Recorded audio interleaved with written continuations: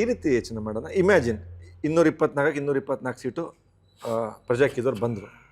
So ಎಲ್ಲರೂ ಹೇಳ್ತಾರೆ ಉಪ್ಪಿಯವರೇ C M ಆಗಬೇಕು ಅಂತೇಳಿ, ಅಥವಾ ಉಪೇಂದ್ರ ಅವ್ರು ಆಗಬೇಕು ಅಂತೇಳಿ. ಪಬ್ಲಿಕ್ ಒಪಿನಿಯನ್ ಆ ಥರ ಇದ್ದಾಗ ನಿಮ್ಗೆ ಅಲ್ಲ, ಅವಾಗ ನಾನು ಕೆಲಸ ಮಾಡೋಕ್ಕೆ ರೆಡಿಯಾಗಿ ನಾನು ಎಲೆಕ್ಷನ್ ನಿಂತಿದ್ರೆ ಖಂಡಿತ ಅದನ್ನು ನಾನು ರೆಡಿ ಆಗ್ತೀನಿ. ನಾನು ಅಂದರೆ ಸರ್ ಈಗ 28ರಲ್ಲಿ ಚುನಾವಣೆ ನಿಲ್ತೀರಾ ಅಂತ ಹೇಳಿ ಪ್ರಜಾಕೀಯ ಪರವಾಗಿ? ಅಲ್ಲ, ನಾನು ಅದೇ, ನನಗೆ ಜನ ಗೆಲ್ತಾರೆ, ನಾನು ಭರವಸೆ ಬರ್ಬೇಕು ನನಗೆ. ಜನ ಗೆಲ್ತಾರೆ ಅಂತೇಳಿ? ಹಾಂ, ಯಾಕಂದರೆ ಮತ್ತೆ ನೀವು ನಾವು ಗೆಲ್ಲೋದಲ್ಲ, ಜನ ಗೆಲ್ಲೋದು. ಅಂದರೆ ನೀವು ಯಾವುದೋ ಒಂದು ಕಾನ್ಸ್ಟಿಟ್ಯೂನ್ಸಲ್ಲಿ ನೋಡಿದಾಗ ಒಂದು 3-4 ಲಕ್ಷ ಮತ ಇರೋ ಕಾನ್ಸ್ಟಿಟ್ಯೂನ್ಸಿ 2-3 ಲಕ್ಷ ಜನ ಈ ಸತಿ ನಾನು ಗೆಲ್ಲಬೇಕು, ಈ ಸಲ ಎಜುಕೇಷನ್ ಗೆಲ್ಲಬೇಕು, ಈ ಸತಿ ನಮ್ಮ ಸಮಾಜ ಗೆಲ್ಲಬೇಕು ಅಂತೇಳಿ ಆ ಜನರ ಕಣ್ಣುಗಳಲ್ಲಿ ನಿಮಗೆ ಖಂಡಿತ ನಿಮ್ಮ ಕನಸು ಅವ್ರ ಕಣ್ಣಲ್ಲಿ ಕಂಡ್ರೆ ನೀವು ಖಂಡಿತ ಅವಾಗ ನೀವು ನಿಲ್ತೀರಾ? 100% ನಿಲ್ತೀನಿ ನಾನು. ಆಮೇಲೆ ಈ 224 ಜನ ಇದೇ ರೀತಿ ಆಯ್ಕೆಯಾಗಿ ಬರ್ತಾರಲ್ಲ, ಅವ್ರ ಕಣ್ಣಲ್ಲೂ ಕೂಡ, ಅವ್ರ ಕಣ್ಣಲ್ಗಿನ್ನ ಅವ್ರನ್ನ ಗೆಲ್ಲಿಸಿರೋರ್ ಕಣ್ಣಲ್ಲಿ ಇರ್ಬೇಕದು. ಅವ್ರ ರಾಜ್ಯದ ಕಣ್ಣಲ್ಲಿ 7 ಕೋಟಿ ಕನ್ನಡದ ಕಣ್ಣಲ್ಲಿ. ಅಲ್ಲ, ಅದೇ ಹೇಳಿದ್ದಿಲ್ಲಿ ಮುಖ್ಯ, ಅಲ್ಲಿ ಬರೋನು ಮುಖ್ಯನೇ ಅಲ್ಲ ನನಗೆ.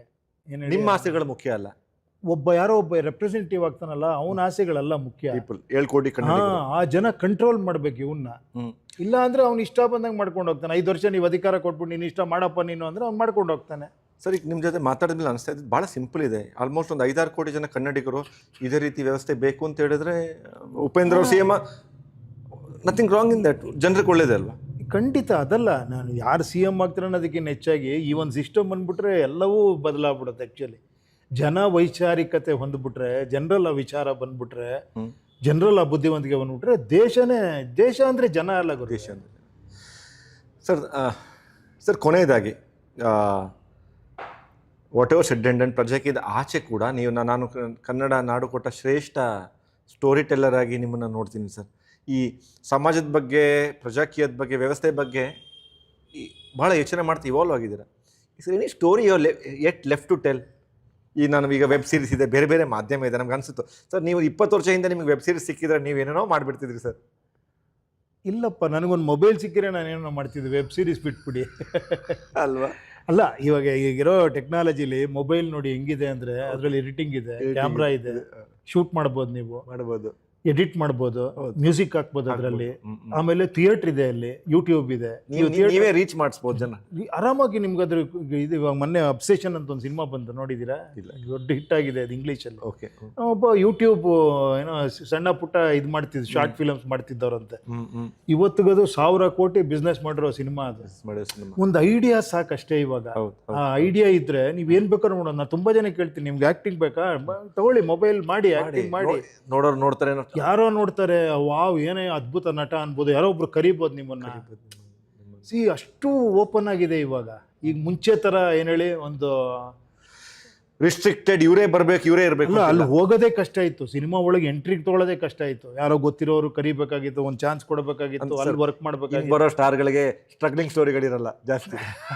ಅಲ್ಲ, ಬೇರೆ ತರ ಸ್ಟ್ರಗ್ಲಿಂಗ್ ಇದ್ದೇ ಇರುತ್ತೆ. ಸ್ಟ್ರಗ್ಲಿಂಗ್ ಅನ್ನೋದು, ಅದು ಕಷ್ಟ ಅನ್ನೋದು ಇಷ್ಟಪಟ್ಬಿಟ್ರೆ ಕಷ್ಟನೇ ಇರಲ್ಲ, ಗೊತ್ತಾಗ ಪ್ಯಾಷನೇಟ್ ಆಗಿ ಮಾಡ್ಬಿಟ್ರೆ ಅವ್ರು ಅದ್ಭುತಗಳು ಮಾಡ್ಬಿಡ್ತಾರೆ actually.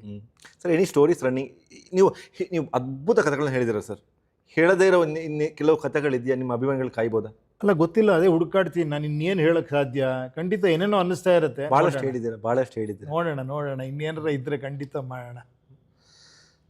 Sir, from major cushion studios, from our PK studios, sir ತುಂಬ ಧನ್ಯವಾದಗಳು ಸರ್. ನಿಮ್ಮ ಜೊತೆ ಬಂದ್ರಿ, ನಮ್ಗೆ ಸಮಯ ಕೊಟ್ರಿ, ವಿಚಾರವನ್ನು ಮುಕ್ತವಾಗಿ ಹೇಳಿದ್ರಿ. ಒಬ್ಬ ಮೇಜರ್ ಮುಂದೆ ಒಬ್ಬ ಮೈನರ್ ಆಗಿ ಕೂತ್ಕೊಂಡು ಮಾತಾಡೋ ಅವಕಾಶ ಕೊಟ್ಟು. ನೀವು ಯಾವತ್ತೂ ಜನ ಸಾಮಾನ್ಯ ಅಲ್ಲ, ಅಸಾಮಾನ್ಯ ಅಂತ ಹೇಳೋದು. Is it your way of telling? Sir, ಕೊನೆಯದಾಗಿ ಇದೊಂದು ಕ್ವಶನ್ ಕೇಳಬೇಕು. ನೀವೀಗ ಏನೇ ಹೇಳ್ಬೋದು, ಜನ ಹೇಳಿ. ಸೊಸೈಟಿಯಲ್ಲಿ ಜನ ಬದಲಾಗದಿರೋ ಕಾರಣ ಸೊಸೈಟಿ ಹಾಳಾಗಿದೆ ಅಂತೇಳಿ ನಿಮ್ಮ ಒಳಗಡೆ ಒಂದು ಸಣ್ಣ ಆಕ್ರೋಶ ಇದೆ. ಅದು ರಕ್ತ ಕಣ್ಣೀರು ಮೂವಿಯಲ್ಲಿ ನಿಮ್ಮ ಡೈಲಾಗ್ ಬಂದ, ಜನರು ಇವ್ರು ಹಾಗೆ, ಇವ್ನು ಹಿಂಗೆ, ಅವ್ನು ಕಂಡ್ರೆ ಇವ್ನಿಗಾಗಲ್ಲ, ಇವ್ನು ಕಂಡ್ರೆ ಅವ್ನಿಗಾಗಲ್ಲ.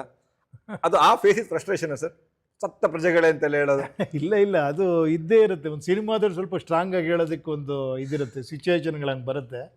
ಬಟ್ ಹಂಗಂತ ನಾನು ಹೋಪ್ಸ್ ಕಳ್ಕೊಂಡಿಲ್ಲ.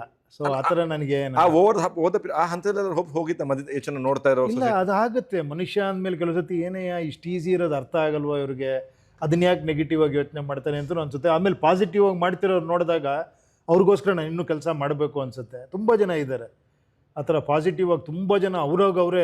ಮೊನ್ನೆ ಯಾವುದೋ ಒಂದು ಹುಡುಗಿ, ಯಾವುದೋ ಒಂದು ಇಂಟರ್ವ್ಯೂ ಮಾಡ್ಬೇಕಾದ್ರೆ ಒಂದು ಹುಡುಗಿ ಮಾತಾಡಿದ್ರು, ಎಷ್ಟು ಅದ್ಭುತವಾದ ಸರ್ ನೀವು ಹೇಳ್ತಿರೋದು ಎಷ್ಟು ಅದ್ಭುತವಾಗಿದೆ. ನಮ್ಮ ಕಾಲೇಜ್ ಲೆಕ್ಚರರ್ ಎಲ್ಲ ಮಾತಾಡ್ತಾರೆ, ಅವ್ರು ಯಾರೋ ಗೌರ್ಮೆಂಟ್ ಎಂಪ್ಲಾಯ್ ಇದ್ದಾರೆ, ಅವ್ರು ಹೇಳ್ತಾ ಇದ್ರು ನನ್ನ ಹತ್ರ. ಅಂದರೆ ಉಪೇಂದ್ರ ಅವರ ಈ ಥಾಟ್ ಏನಿದೆ, ಈ ಥಾಟ್ ನಿಧಾನಕ್ಕಾದ್ರೂ ಜನರನ್ನು ಮುಟ್ತಾ ಇದೆ ಬೇರೆ ಬೇರೆ ರೀತಿಯಲ್ಲಿ. ಓ ಖಂಡಿತ ಮುಟ್ತಾ ಇದೆ. ಒಂದು ನಾವು ಕ್ರಿಟಿಕಲ್ ಮಾಸ್ ಅಂತ ಬರಬೇಕು, ಒಂದು ಹಂತದ ಜನ, ಒಂದು 20-30% ಜನರನ್ನು ಮುಟ್ಟಿದ್ರೆ ಆಮೇಲೆ ಅದು ರ್ಯಾಪಿಡ್ ಆಗಿ ಖಂಡಿತ ಹಬ್ಬಿಡುತ್ತೆ ಅದು. Rapid hub. ನಾವು ಇದೇ ಆಶೆಯನ್ನು ಇಟ್ಕೊಂಡಿದ್ವಿ. ಬಿಕಾಸ್ ಈ ಥಾಟ್ಸ್ ಏನಿದೆ ಇದು ವೈಯಕ್ತಿಕ ಹಿತಾಸಕ್ತಿಯ ಥಾಟ್ಸ್ ಅಲ್ಲ, ನಮ್ಮ ಸಮಾಜ ಚೆನ್ನಾಗಿರಬೇಕು, ಜನರು ಜಾಗರೂಕರಾಗಿರಬೇಕು, ಉತ್ತಮ ವ್ಯವಸ್ಥೆ ಬರಬೇಕು ಅಂತ ಉಪ್ಪಿ ಸರ್ ಅವರು ಆಸೆ ಪಡ್ತಾ ಇದ್ದಾರೆ. ನಮ್ಮೆಲ್ಲರ ಆಸೆ ಕೂಡ ಅದೇ. Thank you so much. ಜೈ ಹಿಂದ್. ನಮಸ್ತೆ. ನಮಸ್ಕಾರ. Thank you sir. ಪ್ರಜೆಗಳಿಂದ ಪ್ರಜಾಕೀಯ, ಪ್ರಜೆಗಳಿಗಾಗಿ ಪ್ರಜಾಕೀಯ, ಪ್ರಜೆಗಳಿಗೋಸ್ಕರ ಪ್ರಜಾಕೀಯ, ಮಟ್ಟ ಹಾಕ